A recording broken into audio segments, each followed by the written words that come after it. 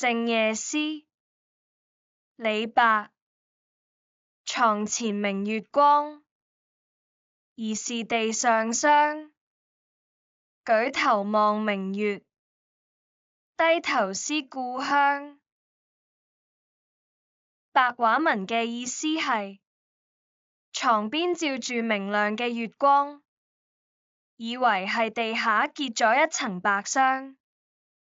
我抬起頭望住天上明亮嘅月亮，耷低頭就思念住遠方嘅故鄉。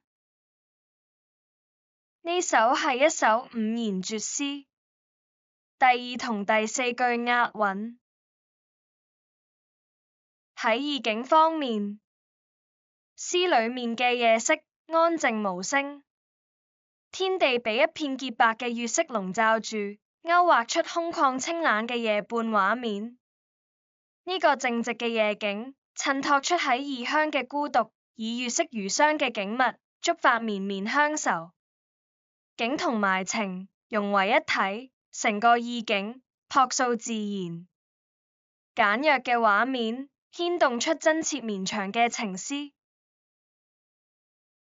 喺修辭方面，詩嘅頭兩句運用咗比喻，將天上嘅月光比作地上嘅白霜，用皎潔嘅月色烘托出深夜清冷嘅氛圍。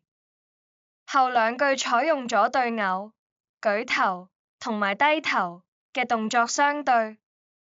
另外，細節嘅描寫構成咗對比，抬頭望住月亮係眼前嘅景，低頭諗住家鄉係心底嘅情。動作轉換間，心情自然流露。全首詩都冇用過繁麗嘅詞藻，只係用顯淺嘅字眼，將淡淡嘅鄉愁隨住月色散發出嚟。